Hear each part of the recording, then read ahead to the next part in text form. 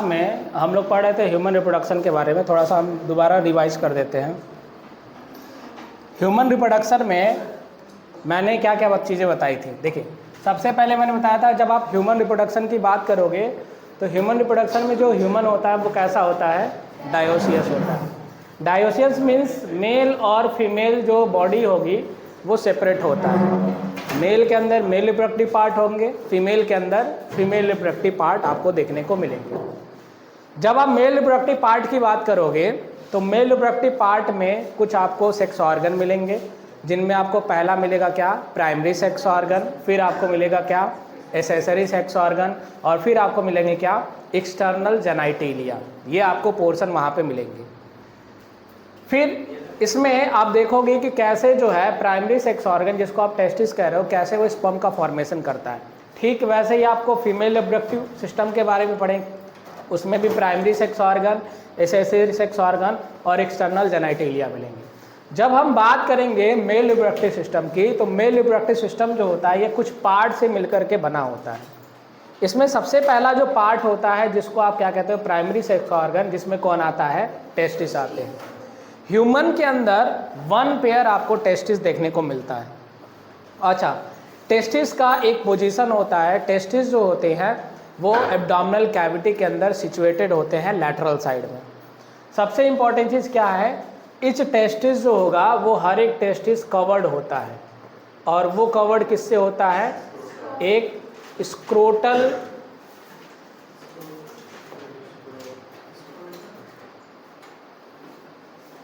या हम ऐसे कह सकते हैं, टेस्टिस जो होता है एक सैक के अंदर होता है, और उस सैक को हम क्या कहते हैं, स्क्रोटम।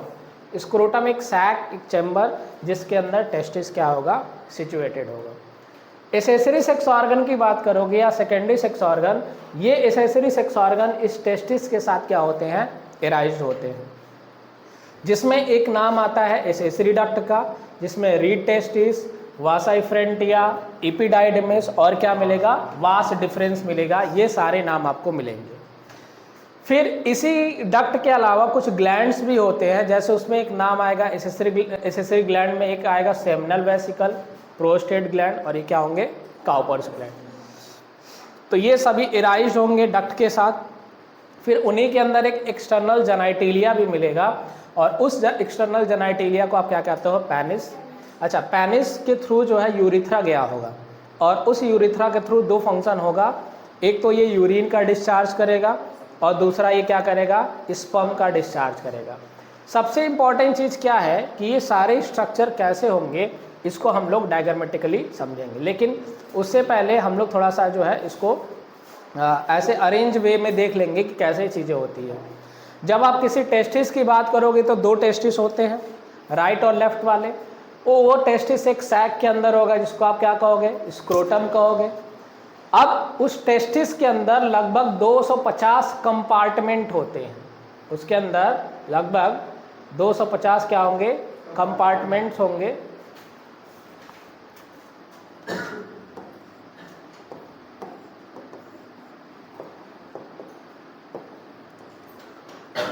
कंपार्टमेंट होते हैं, और जब आप इन कंपार्टमेंट की बात करोगे, इस कंपार्टमेंट के अंदर 1 से 3 की संख्या में क्या होंगे, सेमिनिफेरर टिब्यूल्स होंगे। इस सेमिनिफेरर टिब्यूल्स में कुछ सेल्स होंगे, कुछ सेल्स जो आउटसाइड होंगे,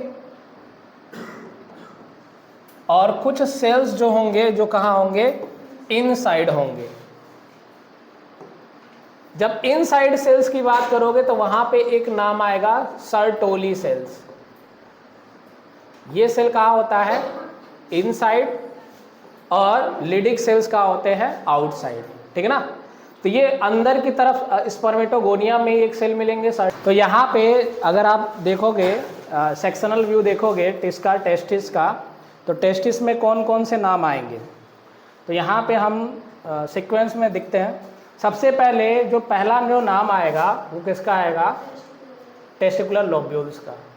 ये आप देख रहे हो जो ये ब्लू वाला पार्ट है, ये जितना, इसको आप क्या कहते हो, टेस्टिकुलर लोब्यूल्स। अच्छा, टेस्टिकुलर लोब्यूल्स चारों तरफ से सराउंड होता है किसके जरिए, ट्यूनिका एल्ब्यूजिनिया के जरिए। ये जो ग्रीन वाला पोर्शन दिख रहा है ना, एक टिश्यू है और ये टिश्यू किसका होता है, ट्यूनिका एल्ब्यूजिनिया का। फिर उस टेस्टिकुलर लोब्यूल्स में जो दूसरे नाम आएंगे वो कौन होगा, सेमिनिफेरा टिब्यूल्स।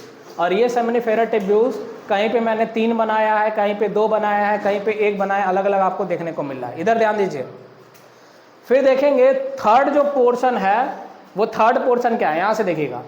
ये जो सेमिनिफेरा टिब्यूल्स है ना, ये आया है इधर, ये भी आया है, ये भी आया है, और सभी आकर के एक जगह मिले हैं। और यहाँ जहाँ पे मिले हैं ये पूरा जो स्ट्रक्चर होता है इसी को हम क्या नाम देते हो, रीड टेस्टिस कहते हैं। फिर रीड टेस्टिस से एक एक ट्यूब निकला होगा, ठीक है ना, ध्यान से देखिए। और ये जो ट्यूब निकले होते हैं इस ट्यूब को हम नाम देते हैं क्या, वासा इफ्रेंटिया के नाम से जानते हैं। फिर वासा इफ्रेंटिया जाकर के एक क्वाइलिंग में अरेंज हो जाता है और इस क्वाइलिंग को हम नाम देते हैं क्या, एपिडाइडमिस। फिर एपिडाइडमिस निकलता है किसके जरिए, वास डिफरेंस के थ्रू। ये जो स्ट्रक्चर होगा इसको आप क्या कहोगे, वास डिफरेंस कहते हो। फिर ये जब वास डिफरेंस देखोगे ये राइट साइड से भी होगा और लेफ्ट साइड से भी होगा। अब वास डिफरेंस के अलावा क्या देखोगे, वास डिफरेंस आएगा और ये मिलेंगे तो यहाँ पे एक क्या, ग्लैंड जुड़ा होगा और उस ग्लैंड को आप क्या नाम दोगे, ये 6 नंबर था, उस ग्लैंड को आप नाम दोगे क्या, सेमिनल वेसिकल्स। सेमिनल वेसिकल्स का काम क्या है, सेमिनल वेसिकल्स में स्पर्म आकर के एक्टिव हो जाता है, ठीक है ना। एपिडाइडमिस में स्टोरेज तो होता है शॉर्ट टाइम के लिए, लेकिन स्पर्म अभी इसमें क्या होता है, एक्टिव नहीं रहता है। फिर आता है किसके अंदर, प्रोस्टेट ग्लैंड। ये वाला जो ग्लैंड दिख रहा है इसको आप क्या कहते हो, प्रोस्टेट ग्लैंड। प्रोस्टेट ग्लैंड का काम क्या है, यहाँ पे फ्रक्टोज और म्यूकस होते हैं। फ्रक्टोज और म्यूकस क्या करते हैं, फ्रक्टोज का काम होता है एनर्जी प्रोवाइड करना। ये क्या करता है, ये जो स्पर्म आता है तो उस स्पर्म को मोटिलिटी के लिए, मतलब मूवमेंट के लिए एनर्जी चाहिए होती है और वो एनर्जी कौन प्रोवाइड करता है, प्रोस्टेट ग्लैंड। फिर प्रोस्टेट ग्लैंड के बाद एक और ग्लैंड होता है, काउपर्स ग्लैंड। एक्चुअल में काउपर्स ग्लैंड जो होता है ये क्या करता है, कुछ म्यूसिलेजिनस सब्सटेंस को रिलीज करता है। और ये जो म्यूसिलेजिनस सब्सटेंस होते हैं ये एक तरह के लुब्रिकेंट की तरह काम करते हैं जो कॉपुलेशन के दौरान हेल्प करते हैं। ये काम होता है किसका, काउपर्स ग्लैंड या बल्ब यूरिथ्रल ग्लैंड का, ठीक है ना। फिर ये जो कॉमन पाथ आता है और उस कॉमन पाथ को आप किस नाम से जानते हो, यूरिथ्रा कहते हो। तो 9 नंबर पे कौन सा आ जाएगा, यूरिथ्रा। फिर यूरिथ्रा जो है आगे चारों तरफ से एक स्किन के जरिए कवर्ड होता है जिसको हम क्या कहते हैं, फॉर स्किन। और आगे का जो उठा हुआ पोर्शन है उसको आप क्या नाम देते हो, ग्लांस पेनिस के नाम से जानते हो। 10 ये 11 ये सारे नाम आपको याद रखने हैं, कौन सा पोर्शन कहाँ पे होता है। क्लियर है। अब हम इसके बारे में कुछ चीज़ें लिखते हैं। बाकी सारा कॉन्सेप्ट मैंने दे दिया है, वही आपको लिखना भी है, ठीक है। चलिए सुनिएगा ध्यान से और लिखते रहिएगा। सबसे पहले हम लोग देखेंगे किसको, प्राइमरी सेक्स ऑर्गन। और प्राइमरी सेक्स ऑर्गन में कौन आता है, टेस्टिस आता है।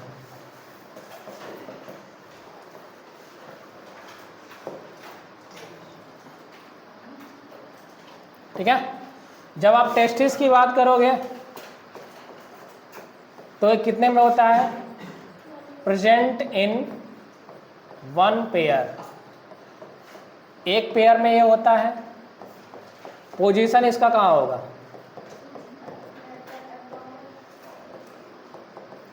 Situated at the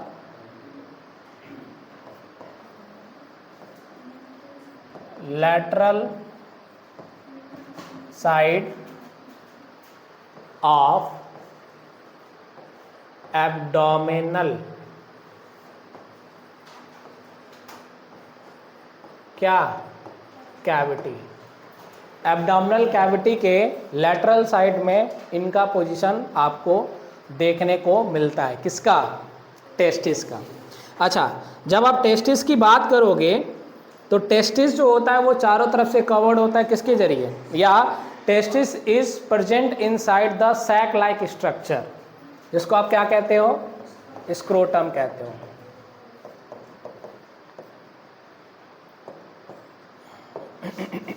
testis is present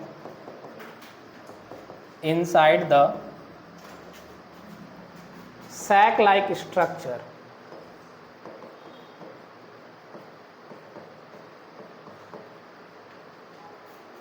called, क्या कहेंगे? स्क्रोटम। स्क्रोटम क्या करेगा?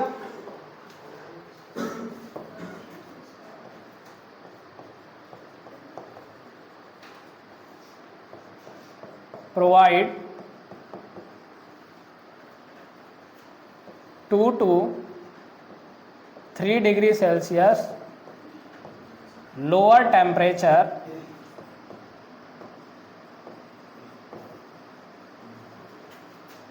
than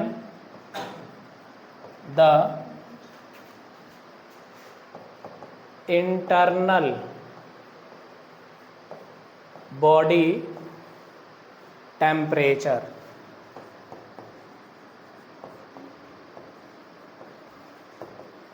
इसका काम क्या है? ये क्या करता है? 2 से 3 degree Celsius lower temperature provide करता है। किसका? टेस्टिस को। किसकी तुलना में? इंटरनल बॉडी टेम्परेचर की तुलना में। क्यों? बिकॉज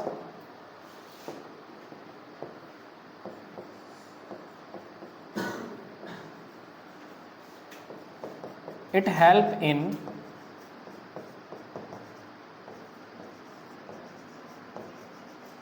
synthesis of किसको? स्पर्म। ये जो टेम्परेचर है, ये टेम्परेचर क्या करेगा? स्पर्म के सिंथेसिस में क्या करेगा? हेल्प करने का काम करता है।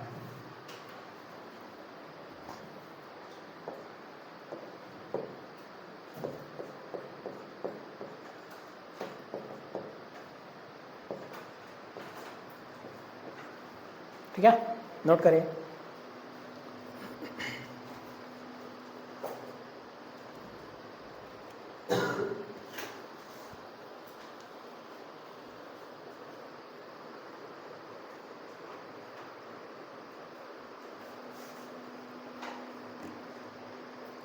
अब सुनिए, अब हम अगर यहाँ पे देखें टेस्टिस के शेप और साइज की, तो जब आप शेप और साइज की बात करोगे तो इसमें सबसे पहले इसकी क्या आती है?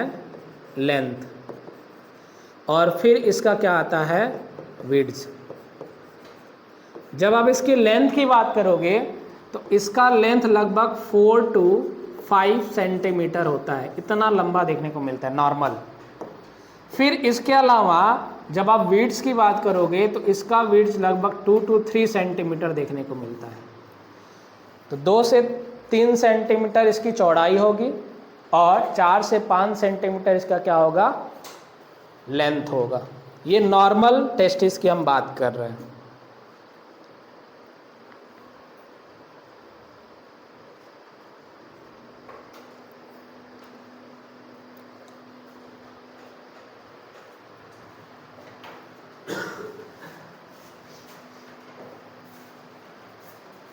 टेस्टिस एक्टिव कब होता है? किस दौरान? At the time of puberty. और ये एज कब होता है?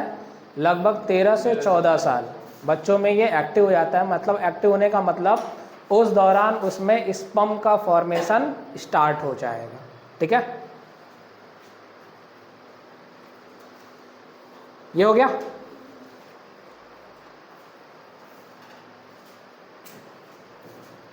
अब सुनिए, टेस्टिस जो होता है वो कवर्ड होता है किससे? एक मेम्ब्रेन के जरिए, जिसको आप क्या कहते हो? ट्यूनिका एल्ब्यूजिनिया कहते हैं।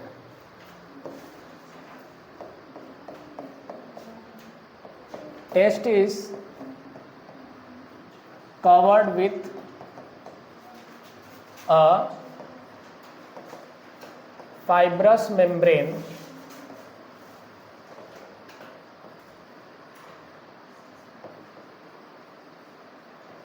called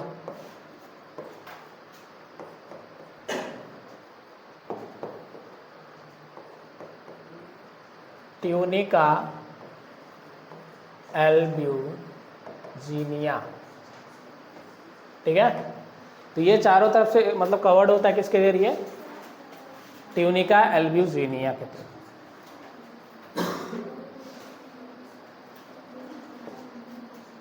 next, each testis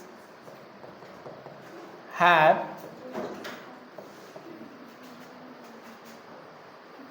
about 250 क्या कंपार्टमेंट। ठीक है ना, क्या कहेंगे उसको? इज कॉल्ड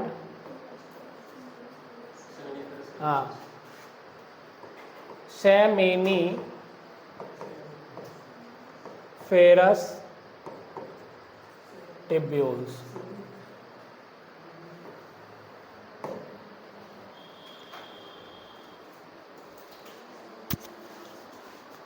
एक मिनट, उसको टेस्टिकुलर लोब्यूल्स कहते हैं ना। हर एक टेस्टिस के पास 250 कंपार्टमेंट होता है, उसको हम क्या, तो इसमें ऐसे कुछ सेल्स का अरेंजमेंट होगा। अभी अब हम ज़्यादा क्लियर डायग्राम अभी बगल में बनाएंगे। ठीक है ना, अब ध्यान सुनिएगा। फिर इसी के अंदर कुछ और भी स्ट्रक्चर ऐसे मिलेंगे।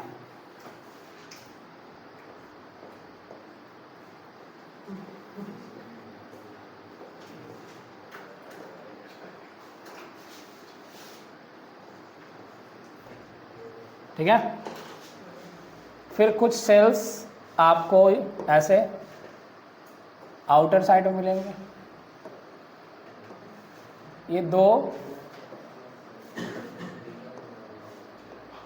सेल के बीच में नेमिंग करने के लिए आ सकता है। ठीक है ना, अब ध्यान से सुनिएगा।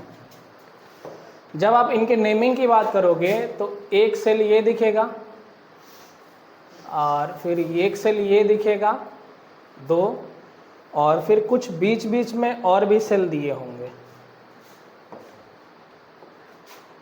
ये सपोज करिए ऐसा दे दिया होगा सेल।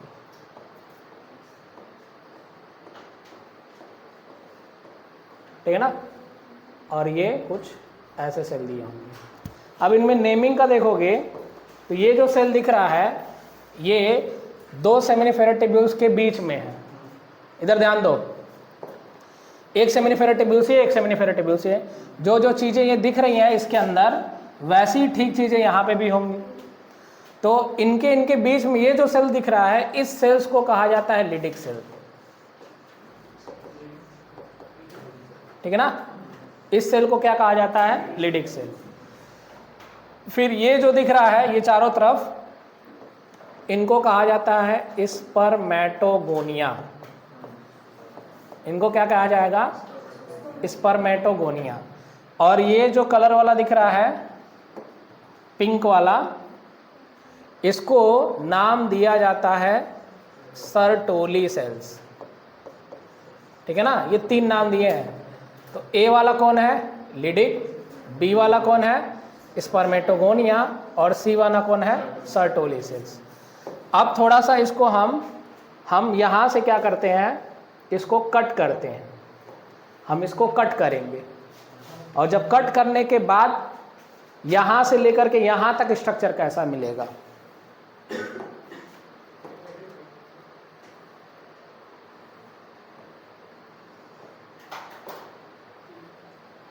आपके एनसीईआरटी में नीचे से बनाया है, ठीक है, तो हम ऊपर से बनाते हैं।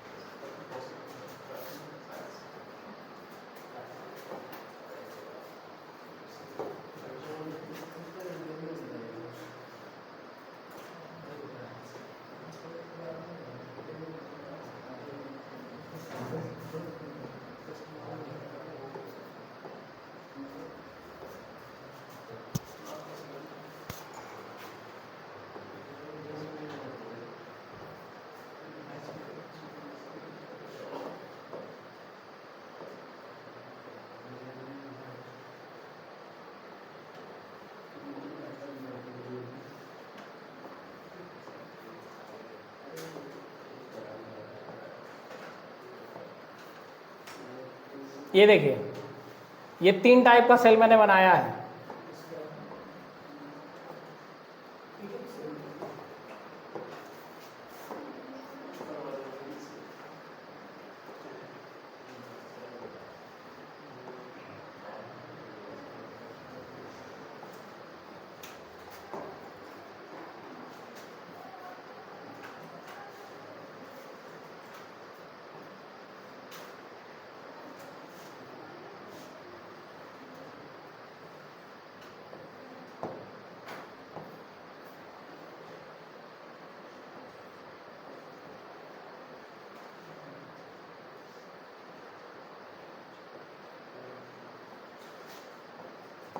ठीक है, ये कुछ नाम दिख रहा है, अब ध्यान सुनिएगा नेमिंग में। इनको क्या कहोगे?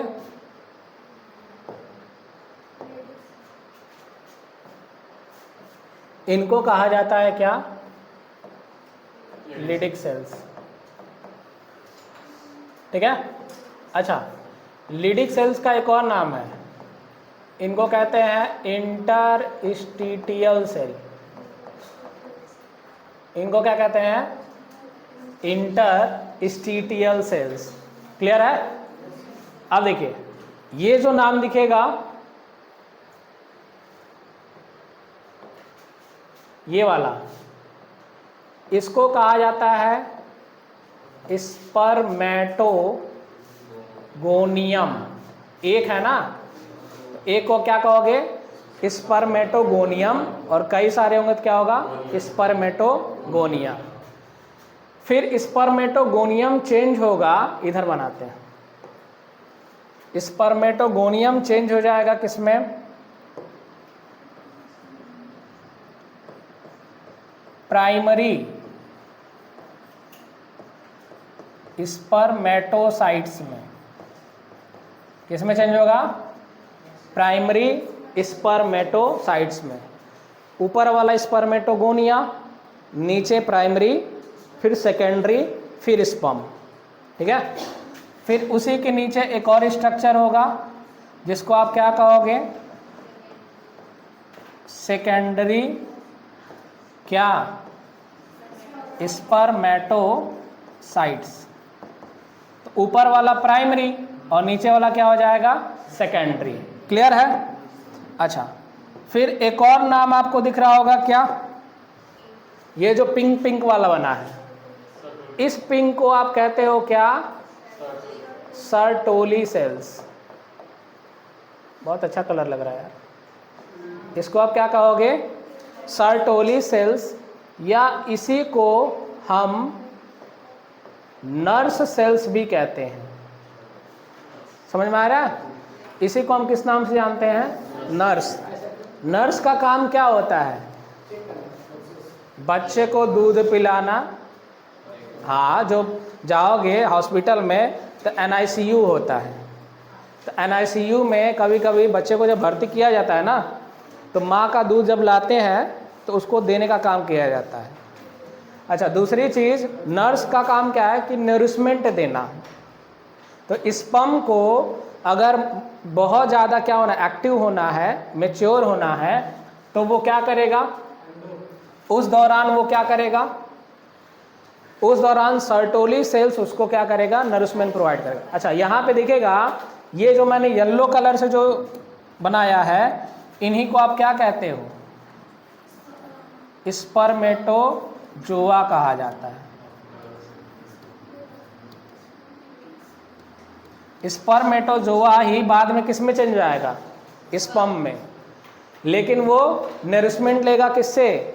सर्टोली सेल से। तो यहाँ पे 2 नाम मिले हैं। 2 नाम कौन कौन से मिले हैं? ध्यान से सुनिएगा। एक, जब आप नाम देखोगे सर्टोली सेल्स का, तो सर्टोली सेल्स का मेन काम होता है क्या करना? न्यूट्रिशन प्रोवाइड करना। किसको? डेवलपिंग स्पर्म को। समझ में आया? दूसरा है लिडिक सेल्स। लिडिक सेल्स का काम क्या है?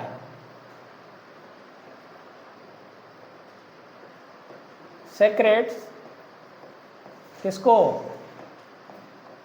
मेल हार्मोन को। और मेल हार्मोन कौन है? टेस्टोस्टेरोन या एंड्रोजन जिसको आप कह सकते हो,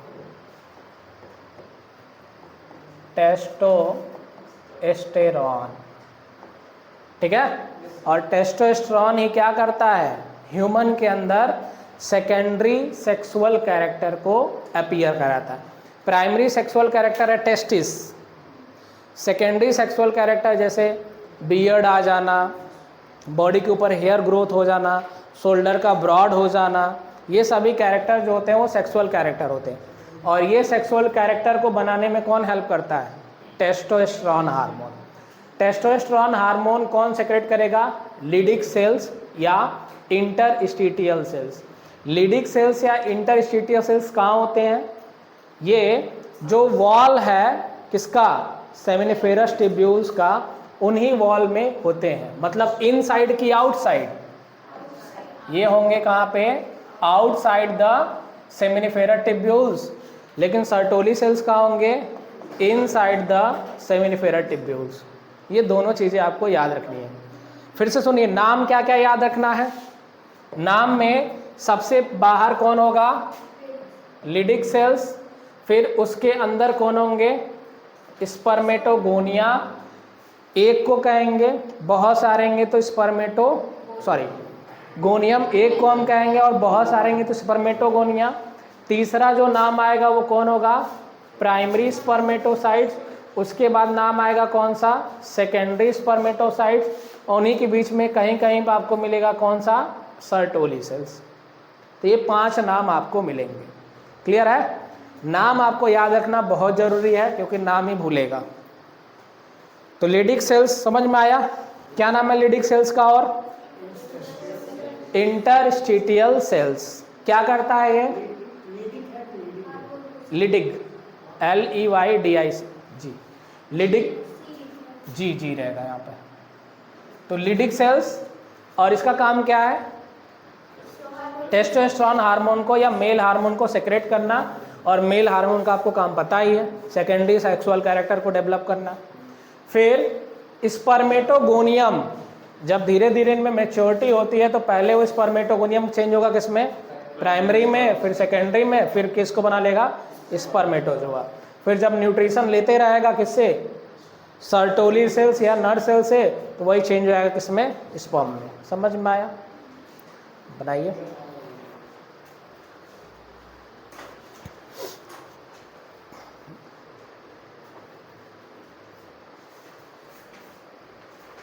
ये दोनों डायग्राम इंपॉर्टेंट है, इसलिए इंपॉर्टेंट है क्योंकि आपके एग्जाम में बहुत बार आया हुआ है ABCD करके। ABCD करके दे देता है, आपको पहचानने के लिए पूछता है। ये वाला तो बहुत बार पूछा हुआ है। अगर आपकी नहीं आया होगा एग्जाम में बोर्ड के, अभी हम देखेंगे पेपर, तो इस साल आ जाएगा। हाँ, जैसे पेपर में जो पेपर बनाते हैं ना, हाँ, उनके दिमाग में यही चीज़ चलता है।